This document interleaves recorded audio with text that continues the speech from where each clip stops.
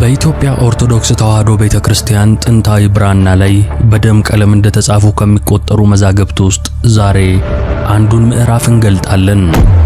ይህ ምዕራፍ በጥቁር ጥላ የተሸፈነ ልብን በፍርሃት የሚያርድ የጥንታዊ እምነታችንን መሰረቶች ከስር መሰረታቸው የተናወጡበት ዘመንን ይመለከታል። አየሩ በጭንቀት የታፈነበት፣ የጸሎት ድምጽ በዋይታ የተዋጠበት፣ የቅድስና መዓዛ በደምና በእሳት ጠረን የተተካበት የመከራ ጊዜ። ይህ ታሪክ ትንፋሻችሁን ውጣችሁ የምታደምጡት የጥፋትና የተስፋ የጨለማና የብርሃን ፍልሚያ ነው። የወንጌል ብርሃን በንግሥት እንደኬ ዘመን ለመጀመሪያ ጊዜ ምድራችንን ከዳሰሰ፣ በቅዱሳን ነገሥታት በአብርሃ ወአጽብሃ ዘመን በአባ ሰላማ ከሳቴ ብርሃን አባታዊ ስብከት ስር ሰዶ ካበበና ሰማያዊ መዓዛውን ካፈሰሰ ከብዙ ክፍለ ዘመናት በኋላ አንድ ያልተጠበቀ ከገሃነም የወጣ የሚመስል ጨለማ ቀስ በቀስ ከዳር እስከ ዳር መጎዝጎዝ ጀመረ። ብዙ ሕዝብ በወንጌል ቃል አምኖ የክርስትናን ሕይወት ሰጪ ጥምቀት ሲቀበል፣ እጅግ ጥቂት የማይባሉ በቀዳማዊ ምኒልክ ዘመን ከእስራኤል ምድር ከመጣው የኦሪት ሕግ አንወጣም፣ ክርስቲያን አንሆንም ያሉ ቀሩ። ከዚህ የእምነት ልዩነትና ከዘመናት ቂም መብሰል ውስጥ ግን አንድ ስም እንደ መርዛማ እባብ ከጉድጓድ ብቅ አለ። ዮዲት። አዎን፣ ዮዲት ጉዲት። የእርሷን ታሪክ ነው ዛሬ የምንተርከው። የትዕቢት፣ የደም ጥማት፣ የጥፋትና በእቶን እሳት ውስጥ ያለፈ እምነታችንን የመከራ ዜና መዋዕል። ተዘጋጁ፣ ወደ ጥልቁ የጨለማ ዘመን ልወስዳችሁ ነውና።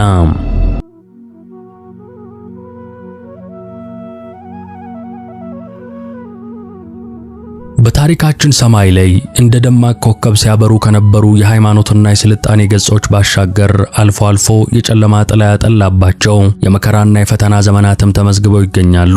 ከነዚህም የጨለማ ዘመናት ውስጥ አንዲት ስም ስትነሳ የጥፋትን የእንባንና የሰቆቃን መዝገብ የምትከፍት ትመስላለች። ይህችውም ንግሥት ዮዲት ወይም በሕዝቡ አጠራር ጉዲት እሳቶ ጋጽዋ እየተባለች የምትጠራው የአክሱምን ስልጣኔ ያወደመችው፣ አብያተ ክርስቲያናትን በእሳት የለበለበችው፣ ካህናትን የገደለች፣ የክርስትናን ብርሃን ለማጥፋት የተነሳች ጨካኝ ገዢ ነበረች። ይህ ታሪክ የዚያን የመከራ ዘመን መነሻ የዮዲትን የጥፋት ጉዞ በስፋት የሚተርክ ነው። ከጌታችን ከመድኃኒታችን ከኢየሱስ ክርስቶስ ልደት በኋላ በአንደኛው ክፍለ ዘመን በንግሥት እንደኬ ባለሥልጣን በቅዱስ ባኮስ አማካኝነት የክርስትና ሃይማኖት የብስራት ዜና ወደ ቅድስቲቱ ምድር ኢትዮጵያ ሲገባ የንጋት ኮከብ ወጣ። ይህች የብርሃን ጭላንጭልም በአራተኛው ክፍለ ዘመን በቅዱሳን ነገሥታት በአብርሃና አጽብሃ ዘመነ መንግሥት በመንፈስ ቅዱስ በተቃኘው በአባ ሰላማ ከሳቴ ብርሃን ስብከት አማካኝነት እንደ ጎርፍ ሀገሩን አጥለቀለቀች። አብዛኛው የኢትዮጵያ ሕዝብ ልቡ በወንጌል ተማርኮ ጥምቀተ ክርስትናን በመቀበል የአንድነቱ ማህተም እንዲሆንለት አደረገ። ምድሪቱ በዝማሬና በምስጋና ተሞላች። አብያተ ክርስቲያናት እንደ ከዋክብት በየቦታው ፈኩ። ይሁንና ጥቂቶች የጥንቱን የሙሴን ሕግ ኦሪትን የሙጥኝ ብለው በወንጌል አናምንም፣ ክርስቶስንም አንቀበልም፣ ሕገ ኦሪትንም አንለቅም በማለት በአቋማቸው ጸኑ። እነዚህ ወገኖች በቀዳማዊ ምኒልክ ዘመነ መንግሥት እንደመጣ የሚነገርለትን የይሁዲ እምነት መከተላቸውን ቀጠሉ። ከክርስቶስ የብርሃን መንገድ የራቁት እነዚህ ፈላሾች ከአክሱም ቅድስት ምድር ከወጡ በኋላ በወልቃይት ገደላማ ስፍራዎች፣ በሰሜን ተራራማ ሰንሰለቶች፣ በላስታ ድንጋያማ ምድርና በሌሎችም ጭው ባሉ ለመድረስ አስቸጋሪ በሆኑ ቦታዎች በአዲስ መኖሪያ ሰፈሩ። ልክ እንደ ተራራ ልባቸው በክርስትና እውነት ላይ የደነደነ፣ ቁጥራቸውም እንደ በረሃ አሸዋ የበዛ ሆነ። በግዛት ውስጥ ሌላ መንግሥት የመሰረቱ ያህል ይመስል ነበር። ጸጥታቸው ሊመጣ ላለው ታላቅ ማዕበል የቀደመ አስፈሪ ጸጥታ ነበር። ከዚያም በ9ኛው መቶ ክፍለ ዘመን አጋማሽ በ852 ዓመተ ምህረት ገደማ ከእነዚሁ ልበደንዳና ፈላሾች መካከል እንደ ሰደድ እሳት የምትፋጅ፣ እንደ ጥቁር ጥላ የምታንዣብብ አንዲት ሴት ብቅ አለች። ስሟ ዮዲት ተባለ። የአባቷ ስም ደግሞ ጌዲዮን። ነፍሷ ዓለምን በሚገለባበት የጥፋት እሳት የምትነድ ሴት ነበረች። ዓይኖቿ የረከሰ ምኞትንና የጭካኔ ብልጭታን የሚያንጸባርቁ፣ ቃላቶቿ ልብን የሚሰርቁና አእምሮን የሚመርዙ ነበሩ። ኃይለኝነቷ እንደ ወንዝ ሙላት የሚገታው የሌለ እስኪመስል ድረስ ሆነ። ዮዲት ሲበዛ መልከኛ ናት። የእርሷ ውበት ወጥመድ ነበር። ማራኪነቷ መርዝ የተቀባ ጩቤ። የላስታ ባላባት የቡግና መሬት ገዢ ክርስቲያን የነበረ አንድ ሰው በዚህ ሴት የውበትና የብርታት ወጥመድ ውስጥ ወደቀ። ልክ የእሳት ራት ወደ እሳት ብርሃን እንደሚሳብ እርሱም ወደ ዮዲት ውበትና አስፈሪ ኃይል ተሳበ። በውበቷ ተማርኮ በዓይኖቿ አስማት ታውሮ የክርስትና ጥምቀቱን የነፍሱን ድህነት የቀደመውን ኪዳኑን ሁሉ እንደዋዛ ጣለ። ቅዱሱን መስቀል አውልቆ በእርሷ እግር ስር ወርውሮ ሃይማኖቱን ለውጦ አገባት። ይህ ጋብቻ ብቻ አልነበረም፣ የጥፋት ቃል ኪዳን እንጂ። የእርሷን ኃይል ያጎለመሰ የመጪውን መከራ ጥቁር ጅራፍ ያወፈረ ክህደት ነበር። ይህ ክርስቲያን የነበረ ባለ አባት አሁን የዩዲት ተባባሪ፣ ኃይሏን ኃይሉ፣ ዓላማዋን ዓላማው አደረገ። ሰራዊቱን፣ ሀብቱን፣ ተሰሚነቱን ሁሉ ለእርሷ አስረከበ። ዩዲት አሁን በገዛ ወገኖቿ ብቻ ሳይሆን በቀድሞ የክርስትና ምሽግ በነበረ ስፍራ ሳይቀር ተሰሚነትና ተቀባይነት አገኘች። ይህ አጋጣሚ ደግሞ ተጨማሪ ሰራዊት፣ ተጨማሪ ድጋፍ፣ ተጨማሪ የክፋት መንገዶችን ከፈተላት። የጥፋት መንኮራኩሯ መንቀሳቀስ ጀምሮ ነበር። ፍጥነቱም ቀስ በቀስ እየጨመረ ሊያቆመው የሚችል ምንም ኃይል የሌለ እስኪመስል ድረስ ተወነጨፈ። በየሸንተረሩ በየጎጡ ስሟ እንደ ነጎድጓድ አስተጋባ። ዩዲት ሲባል የጀግንነት ሳይሆን የመጪው ጥፋት የፍርሃት ድምጽ ነበር። ልቧ በምን አይነት የቂም በቀል እሳት ይነድ እንደነበር፣ አእምሮዋ ምን አይነት የጥፋት ሰንሰለት ያሰላስል እንደነበር በዚያን ጊዜ ማንም ሊገምት አልቻለም። ነገር ግን የአክሱም ሰማይ ላይ የተጋረደው የጥላ መጠን ከቀን ወደ ቀን እየሰፋና እየጠቆረ መጣ። ንፋሱ ሳይቀር የመከራን፣ የደምን፣ የለቅሶን ዜና ይዞ የሚነፍስ ይመስል ነበር። በዚህ ሁሉ መሃል ያቺ የክርስቲያን የብርሃን ፋና የነበረችው የኢትዮጵያ ኩራትና ሞገስ ታላቋ የአክሱም መንግስት እንደ ቀድሞ አልነበረችም። የጥንቱ ግርማ ሞገሷ ደብዝዞ ኃይሏ መንምኖ ነበር። በቀይ ባህር ላይ የነበራት የንግድና የባህር ኃይል የበላይነት ተሸርሽሯል። ድንበሮቿ በአዳዲስና ባልተጠበቁ የእስልምናን ሃይማኖት ለማስፋፋት በሚጥሩ ወራሪ ኃይሎች ይገፉና ይጨነቁ ነበር። የአክሱም አንበሳ ጥፍሮቹ የደነዘዙ፣ ግዛቱም የተሸበሸበ ይመስላል። የውስጥ ሽኩቻዎች፣ የስልጣን ንጥቂያዎች የድሮውን አንድነትና ጥንካሬ ያዳከሙት። ይሄኔ በዚህ በተዳከመና በተሸረሸረ ዙፋን ላይ የንጉሥ ድልነአድ ልጅ አንበሳ ውድም ተቀመጠ። ነገር ግን እርሱ ገና የ12 ዓመት ብላቴና ለጋ ሕፃን ነበር። የንግስና ዘውዱ በራሱ ላይ ሲጫን የኃላፊነቱ ክብደት ከዕድሜው በላይ ነበር። ትከሻዎቹ የግዛቱን ሸክም ለመሸከም ገና ያልጠነከሩ፣ እጆቹ የጦር ሰይፍን አጥብቀው ለመጨበጥ ያልበቁ ነበሩ። ልጁ ንጉሥ በተንገዳገደ ዙፋን ላይ በውጥረት በታጀበ መንግስት ውስጥ ሆነ። አየሩ በጥርጣሬና በጭንቀት እየተሞላ ሄደ። ዩዲት ከሩቅ ሆና ሁሉን ትመለከት ነበር። በክፋት የተሞሉ ዓይኖቿ የአክሱምን መዳከም በንቃት ይቃኛሉ። እርሷ በእግዚአብሔር የተቀባን ንጉሥ አላየችም። ያየችው ተጋላጭ የሆነ ሕፃንን፣ በቀላሉ የሚሰበር በቀላሉ የሚፈርስ የሸክላ ዕቃን የመሰለ መንግስትን ነበር። እርሷ የዘመናት ስልጣኔ ያቆመችውን ታላቅ ግዛት አላየችም። ያየችው ለዝርፊያ የበቃ ለጥፋት የተመቻቸ በደም ሊታጠብ የሚችል መሬትን ነበር። ወርቃማው ዕድል በእጇ የገባ መሰላት። ያ የዘመናት ቂም፣ ያ የኦሪትን ሕግ የመመለስ ጥማት፣ ያ የክርስትናን ብርሃን የማጥፋት ጉጉት አሁን መሪ አግኝቷል። አሁን በዮዲት አማካኝነት ገሃነማዊ ፍላጎቱ እውን የሚሆንበት ጊዜ የደረሰ ይመስል ነበር። እያንዳንዱ የአክሱም መዳከም ዜና ለእርሷ እንደ ማር ይጣፍጣታል። እያንዳንዱ የድንበር መወረር፣ እያንዳንዱ የውስጥ አለመረጋጋት የእርሷን የጥፋት እቅድ የሚያፋጥን ነዳጅ ነበር። የአንበሳው ድምን የልጅነት ድክመት የእርሷን የጭካኔ እቅድ ለማስፈጸም የተመቻቸ በር ሆኖ ታያት። ሰራዊቷን በስውር ታደራጅ፣ የጦር መሪዎቿን ትስል፣ የጥቃት ሰዓቷን በጉጉት ትጠባበቅ ጀመር። ልክ አድብታ የምትጠብቅ ነብር ምርኮዋን ለመንጠቅ ቅጽበት እንደምትጠብቅ ዩዲትም የአክሱምን የመጨረሻ የትንፋሽ እቅታ ለመንጠቅ ተዘጋጅታ ነበር። የአክሱም መኳንንትና መሳፍንት በዙፋኑ ዙሪያ ተሰብስበው ስለ ግዛቱ ደህንነት ሲማከሩ፣ ስለ ሕፃኑ ንጉሥ የወደፊት ዕጣ ሲጨነቁ፣ ዩዲት ግን ሌላ ዓላማ ሰንቃ ነበር። እርሷ የመንግስቱን መዳን ሳይሆን መጥፋቱን ትመኝ ነበር። እርሷ የሕፃኑን ንጉሥ እድገት ሳይሆን ውድቀቱን ታሰላስል ነበር። የጥላቻዋ እሳት ከቀን ወደ ቀን እየጋመ፣ የጭካኔዋ ጥልቀት ከማንም ግምት በላይ እየሆነ መጣ። የአክሱም ሰማይ በበለጠ ሁኔታ ጠቆረ። ንፋሱ የጦርነትንና የደም መፋሰስን አስፈሪ ዜና ይዞ የሚነፍስ ይመስል ነበር። የፍጻሜው መጀመሪያ የአደጋው ደወል መጮህ ጀምሯልና። ያን ጊዜ ዮዲት የጥፋት ነጋሪቶቿን ጎሰመች፣ ድምጿ እንደ መብረቅ አስተጋባ። የላስታ፣ የሰሜን፣ የወልቃይት ፈላሾች በአንድነት ሰበሰበች። ልባቸው በጥላቻ የደነደነ፣ ዓይናቸው ደም ሲፈስ መመልከትን የተጠማ፣ ሰይፋቸው ለክርስቲያኖች እልቂት የተሳለ፣ ሌሎችም በፍርሃት ተገደው ወይም በሐሰተኛ የሥልጣን ተስፋ ተታለው ከእርሷ ጋር ተሰለፉ። ምድርን ያጨለመ፣ ሰማይን ያስደነገጠ ግዙፍና አስፈሪ ሰራዊት ተሰበሰበ። አንድ ዓላማ ብቻ ነበራቸው፣ አንድ ሰይጣናዊ ተልእኮ። የክርስቶስን ብርሃን፣ ከኢትዮጵያ ምድር ማጥፋት።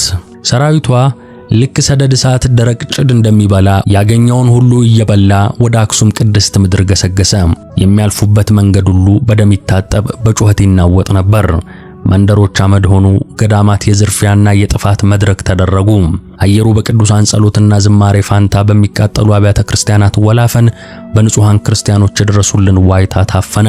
የሕፃናት ለቅሶ፣ የእናቶች ዋይታ፣ የአረጋውያን ሰቆቃ የሰማዩን ጆሮ የሚበሳ ይመስል ነበር። የዘመናት የክርስትና ፍቅር፣ የታላላቅ አባቶች ላብና የቅዱሳን ደም የፈሰሰባቸው በወርቅና በዕንቁ ያጌጡ ግርማ ሞገስ የተላበሱ አብያተ ክርስቲያናትና ቅዱሳን ነዋያት በእርሷ ጭካኔ በተሞላበት ልበ ደንዳና በሆነው ጥቃት አመድና ፍርስራሽ ሆኑ። እነዚያ ታላላቅ ቅርሶች የዘመናት የስልጣኔና የኃያልነት ምስክሮች ተገነደሱ። ሌሎችም በእሳት ጋይተው ጠቆሩ።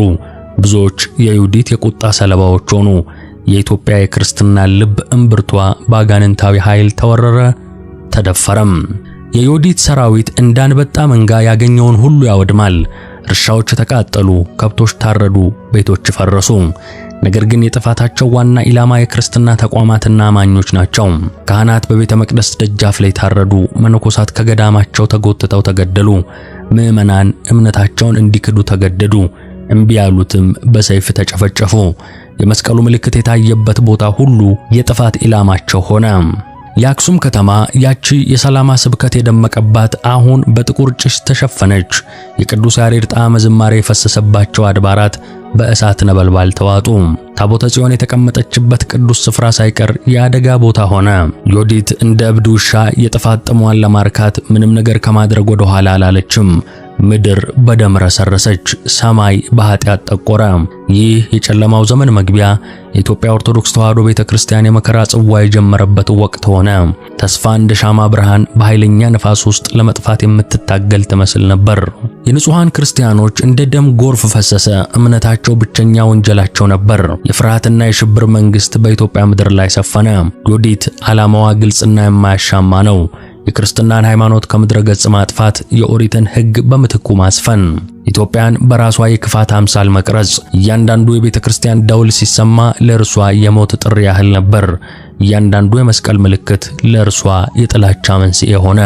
የአክሱም መኳንንትና መሳፍንት ከዚህ በፊት አይተውት የማያውቁትን አእምሮአቸው ሊገነዘበው የማይችለውን የክፋት ማዕበል ሲመለከቱ ልባቸው በድንጋጤ ተመታ። የግዛቲቱ ብቸኛ የተስፋ ጭላንጭል የወደፊቱ ብርሃን በሕፃኑ ንጉሥ አንበሳው ውድም ሕይወት ላይ እንደሆነ ተረዱ። የንጉሣዊውን የዘር ሐረግ ለማዳን ያቺን ትንሽ የብርሃን ፍንጣቂ ከጥፋት ለመታደግ አንድ አማራጭ ብቻ ነበር የቀራቸው፤ ሽሽት። በድቅድቅ ጨለማ ተሸፋፍነው ልባቸው በፍርሃት እየመታ ዓይኖቻቸው በእንባ ተሞልተው ሕፃኑን ንጉሥ ይዘው ከአክሱም ወጡ። ከኋላቸው የሚቃጠሉ ከተሞች፣ የፈረሱ አብያተ ክርስቲያናት የንጹሃን ጩኸት ትተው ሸሹ። መንገዳቸው በእሾህና በአደጋ የተሞላ ነበር። እያንዳንዱ የቅጠል ሹክሹክታ፣ እያንዳንዱ የሌሊት ወፍ ጩኸት የዮዲትን ጭፍሮች የሚያስታውሳቸው ይመስል ነበር። መሸሸጊያቸው፣ መጠጊያቸው የሸዋ ደጋማ ምድር መንዝ ሆነ። መንዝ በተፈጥሮ የተገነባች ምሽግ፣ ገደላማ ሸለቆዎችና ለመድረስ አስቸጋሪ የሆኑ ዋሻዎች የሞሉባት ነበረች። ጠላት በቀላሉ ሊደፍራት የማይችል ቢደፍራትም ለመከላከል አመቺ የሆነች ምድር። እዚያ በጢስ በታፈነ ሰማይ ስር በተስፋ መቁረጥ በተዋጠ ልብ ዳግም ለመደራጀት፣ ለመጸለይ፣ ከእግዚአብሔር ምሕረትን ለመለመን ተስፋ አደረጉ። ሕፃኑ ንጉሥ የግዛቱ የወደፊት ዕጣ በእጁ ላይ እንዳለ ሳያውቅ በታማኝ አገልጋዮቹ እቅፍ ውስጥ ተኝቷል። የአክሱም ሹማምንት በመንዝ ተራሮች ላይ ሆነው ወደ ሰሜን ሲመለከቱ የሚያዩት የጭስ አምድና የጥፋት ምልክት ብቻ ነበር። ጸሎታቸው ከልብ የመነጨ በእንባ የታጀበ ነበር። አቤቱ አምላከ አብርሃም፣ አምላከ ይስሐቅ፣ አምላከ ያዕቆብ ይህንን መከራ ከላያችን አርቅልን፣ ሕፃኑ ንጉሣችንን ጠብቅልን፣ ለሀገራችን ለቤተ ክርስቲያናችን ተለመነን እያሉ ይማጸኑ ነበር። ነገር ግን የዮዲት የጥፋት እጆች ረዣዥሞች ሆኑ። ጆሮዎቿ በየቦታው የተዘረጉ ነበሩ። የንጉሱና የተከታዮቹ በመንዝ መሸሸግ ዜና ለእርሷ ለመድረስ ብዙ ጊዜ አልፈጀበትም። የቁጣዋ እሳት ዳግም ተቀጣጠለ። የጀመረችውን የጥፋት ሥራ እስከ መጨረሻው ለመፈጸም የንጉሳዊውን ዘር ከምድር ለማጥፋት ለራሷ ቃል ገባች። የዩዲት የጥፋት ጥግ ልክ እንደማይደርቅ የጨው ባህር ገደብ የሌለው ነበር። ቁጣዋ ልክ እንደ እሳተ ገሞራ ፍንዳታ በአክሱም ከተማ ላይ አወረደችው። ያቺ ለ2000 ዓመታት ያበበች የስልጣኔና የባህል መገኛ የነበረች ከተማ በእርሷ የጭካኔ እጅ መፈራረስ ጀመረች። አብያተ ክርስቲያናት የዕለት ከዕለት የእሳት ራት ሆኑ። ካህናት ለእርሷ የደም መስዋዕት ሆኑ። የአክሱም ጎዳናዎች በንጹሃን ደም ታጠቡ፣ በሰቆቃና ዋይታም ተሞሉ። ከዛም ቃላት ሊገልጹት የማይችሉት ሰይጣናዊ ጭካኔ የተሞላበት ድርጊት ተፈጸመ። በቅዱሱ ተራራ በደብረ ዳሞ ላይ። ይህ ተራራ የኢትዮጵያ ነገሥታት ልጆች የሚማሩበት፣ የሚጸልዩበት፣ ለወደፊት ንግስና የሚዘጋጁበት የከበረ ቦታ ነበር። በዚህ ተራራ 400 የሚሆኑ የመሳፍንት ልጆች፣ የኢትዮጵያ የወደፊት ተስፋዎች፣ የንጉሳዊው የዘር ሐረግ ቡቃያዎች ይኖሩ ነበር። የአክሱም አበባዎች፣ የነገው ቀን መሪዎች። ዮዲት ስለነዚህ ንጹሃን ልዑላን ስትሰማ ልቧ በክፋት ተሞላ። አይኖቿ እንደ አውሬ በደም ተለወሰ። አንድም የንጉሥ ዘር፣ አንድም የወደፊት ተቀናቃኝ፣ አንድም የክርስትና ተስፋ ከምድር ላይ እንዳይቀር ፈለገች። ጭፍሮቿን ወደዚያ ቅዱስ ስፍራ፣ ወደዚያ የንጹሃን መኖሪያ ላከች። ትእዛዟ እንደ ብረት የቀዘቀዘ እንደ መርዝ የከፋ ነበር። ሁሉንም በሰይፍ ግደሏቸው የሚል ሆነ። ያ ቅዱስ ተራራ፣ ያ የጸሎትና የትምህርት ቦታ በአንድ ጀንበር የደም መታጠቢያ የሰቆቃ ሜዳ ሆነ። 400 ንጹሃን ልዑላን እንደ በግ ለመታረድ ተነዱ። ጩኸታቸው፣ ለቅሷቸው፣ የድረሱልን ጥሪያቸው በሰይጣናዊ ጭካኔ ጸጥ ተደረገ። የአንድ ሙሉ ትውልድ የዘር ሐረግ፣ የወደፊቱ የአክሱም ተስፋ በአንድ ቀን በንጹህ ደም ጎርፍ ጠፋ። ደብረ ዳሞ ከጸሎት ቦታነት ወደ እርድ ቤትነት ተለወጠ። ሰማዩ ሳይቀር ያን ቀን ያነባ ይመስል ነበር። ምድር በንጹሃን ደም ረክሳ ራደች። የዮዲት ጭካኔ ከሰው አእምሮ በላይ፣ ክፋቷም ጥልቀቱ የማይለካ ነበር። በዚህ ምክንያት ሕዝቡ በየአካባቢው የክፋቷንና የጭካኔዋን መጠን የሚገልጹ የተለያዩ ስሞችን አወጡላት። በትግራይ ሕዝብ ጉዲት፣ ጉደኛ፣ ማታ አምጪ ተባለች። በአፋር ሕዝብ ዘንድ ጋጽዋ፣ አስፈሪ አውሬ፣ ሰውን የምትበላ ተባለች። በሌላው ሕዝብ ደግሞ እሳቶ፣ የምታቃጥል፣ ሁሉን አመድ የምታደርግ ተብላ ተጠራች። ስሟ ከእርግማን ጋር የተቆራኘ፣ ከጥፋት ጋር የተሳሰረ ሆነ። የኢትዮጵያ ታሪክ እንደ ዮዲት ያለ ጨካኝ ሴት ገዢ፣ እንደ ዮዲት ያለ ሴት የጥፋት መልእክተኛ አይቶ የሚያውቅ አይመስልም። የጨለማው ዘመን ይበልጥ እየጠቆረ፣ የተስፋው ጭላንጭል ይበልጥ እየደበዘዘ መጣ። ሕፃኑ ንጉሥ አንበሳ ውድምና ታማኝ ተከታዮቹ በመንዝ ገደላማ ምሽግ ውስጥ እንደተሸሸጉ የሚገልጸው ዜና እንደ ሰደድ እሳት ተሰራጭቶ የዮዲት ጆሮ ደረሰ። ይህ ዜና ልክ ያልተጠበቀ እሾህ እንደወጋት በቁጣ እንድትነዳ አደረጋት። ያ የመጨረሻ የተስፋ ፍንጣቂ፣ ያ ትንሽ ክርስትና ቅሪት እንዲጠፋላት ፈለገች። ወዲያውኑ ደም የጠገቡ ልበደንዳና ተዋጊዎቿን ወደ መንዝ ላከች። ትእዛዟ ግልጽ ነበር። ያንን የሕፃን ንጉሥ ማርካችሁ አምጡልኝ፣ የተረፉትንም ሁሉ ጨፍጭፏቸው የሚል ነበር። ነገር ግን የመንዝ ምድር እንደ እናት ልጆቿን የምትከላከል ለጠላት አስቸጋሪም ሆነች። ገደላ ገደሉ፣ የንጉሡ ታማኝ ተዋጊዎች ጀግንነትና የአካባቢው ሕዝብ ድጋፍ ተዳምረው የዮዲትን ጦር መከቱት። ተዋጊዎቿ በሽንፈትና በብስጭት ተመልሰው ወጡ። ዮዲት ግን ተስፋ የምትቆርጥ በሽንፈት የምትመለስ አይነት ሴት አልነበረችም። ቁጣዋ እንደ እቶን እሳት ዳግም ተቀጣጠለ። እኔ ራሴ አጠፋቸዋለሁ አለች። መንጋዋን እንደምትመራ ሴት ተኩላ ራሷ ጦሯን እየመራች ወደ መንዝ ዘመተች። ዓላማዋ አንድ ነበር፣ ያንን ልጅ ንጉሥ ማርኮ የንጉሳዊውን የዘር ሐረግ ከምድር ላይ ለአንዴና ለመጨረሻ ጊዜ ማጥፋት። አንበሳ ውድምና ታማኝ ባላባቶቹ የዮዲትን መምጣት ዜና ሲደርሳቸው ልባቸው በፍርሃት ተዋጠ። የመንዝ ምሽግ ከዚህ በላይ ሊከላከልላቸው እንደማይችል ተረዱ። ስለዚህ በድጋሚ በሌሊት ተነስተው ይበልጥ አስቸጋሪና ለመድረስ አዳጋች ወደ ሆነው እዛው ሸዋ ውስጥ ወደሚገኘው የመርሃ ቤቴ ምድር ሸሹ። መርሃ ቤቴ በከፍታና በጠባብ መተላለፊያዎች የተከበበ ለጠላት በቀላሉ የማይደፈር የተፈጥሮ ግንብ ነበር። ዮዲት ግን እንደ ጥላ ሳታቋርጥ ተከተለቻቸው። የጥላቻዋ እሳት እንዲህ በቀላሉ የሚበርድ አልነበረም። ወደ መርሃ ቤቴም ዘመተች። ነገር ግን እዚህ ጋር ምድሪቱ ራሱ ከእርሷ ጋር የተዋጋች መሰለ። የመሬቱ አቀማመጥ አስቸጋሪነት፣ ለመንቀሳቀስ የማያመች መሆኑ የንጉሡ ወታደሮችና የመንዝና የመርሃ ቤቴ ሕዝብ በጊዜው የሚያደርሱባት ድንገተኛ ጥቃት ኃይሏን አዳከመው። ሰራዊቷ በየቀኑ እየተመናመነ ሞራሉም እየላሸቀ መጣ። የዮዲት ትዕቢት ለመጀመሪያ ጊዜ በከባድ ፈተና ውስጥ ወደቀ። ያንን ልጅ ንጉሥ ለመያዝ፣ ያንን የተስፋ ጭላንጭል ለማጥፋት ያላት ጉጉት ከመሬቱ አስቸጋሪነትና ከተከታዮቹ ጀግንነት ጋር ሲላተም ሊሳካላት አልቻለም። ለጊዜውም ቢሆን ዓላማዋ ሳይሳካ በብስጭትና በቁጭት ተውጣ ወደ ሰሜን ኢትዮጵያ እንድትመለስ ተገደደች። ነገር ግን ይህ ሽንፈት የጭካኔ ዘመኗን አላቆመውም። ለተጨማሪ 13 መራራ ዓመታት የሽብርና የጥፋት አገዛዟ ቀጠለ። 13 ዓመታት ኢትዮጵያ በሰቆቃና በዋይታ የታጠበችባቸው፣ አብያተ ክርስቲያናት የተቃጠሉባቸው፣ የንጹሃን ደም የፈሰሰባቸው የጨለማ ዓመታት ሆኑ። በአጠቃላይ ለ40 ረዣዥም በሰቆቃ የተሞሉ ዓመታት የዮዲት የጥፋት ጥላ እንደ ከባድ ደመና በኢትዮጵያ ሰማይ ላይ አንዣቦ ከረመ። 40 ዓመታት እሳት ያልጠፋባቸው፣ ደም ያልጎረፈባቸው፣ ቅዱሳት መካናት ያልረከሱባቸው ቀናት አልነበሩም። ምድር በዋይታ ሰማይ በኃጢአት ጠቁሮ ነበር። ተስፋ ከሞላ ጎደል የጠፋ ይመስላል። የንጹሃን ጸሎት መቼ ነው መልስ የሚያገኘው? የዚህች ጨካኝ ገዢ መጨረሻ መቼ ነው የሚሆነው? የሚሉ ጥያቄዎች በየሰው ልብ ውስጥ ያስተጋቡ ነበር። ነገር ግን ሁሉን ቻይ የሆነው የኢትዮጵያ ጠባቂ የእስራኤል አምላክ አይተኛም አያንቀላፋምም። የንጹሃንን ጩኸት ይሰማል፣ የኃጥአንን መንገድ ይመለከታል። ዮዲት ከእኩይ ተግባሯ ሳትመለስ፣ የክፋት ጽዋዋ ሲሞላ፣ የመጨረሻውን የጭካኔ ሥራዋን ፈጽማ ስትመለስ ነበር ያቺን ክብርና ሞገስ የተላበሰችውን የአብርሃዋ አጽብሃ ቤተክርስቲያን በእሳት አቃጥላ አመድ አድርጋ ድል እንዳደረገች እየፎከረች ስታቀራራ ታየ። የጥንት አባቶች መዛግብት እንደሚነግሩን ከዚህ በኋላ ግን እግዚአብሔር መንገዷን አሳታት። ልክ አዲ ንፋስ ተብሎ ወደሚጠራው ቦታ ስትደርስ ከየት እንደመጣ ያልታወቀ ግዙፍና አስፈሪ ምድርን የሚያናውጥ ሰማይን የሚሰነጥቅ አውሎ ንፋስ ተነሳ። ይህ ተራ አውሎ ንፋስ አልነበረም። ይህ የእግዚአብሔር የቁጣ ማዕበል የመለኮታዊ ፍትህ መገለጫ ነበር።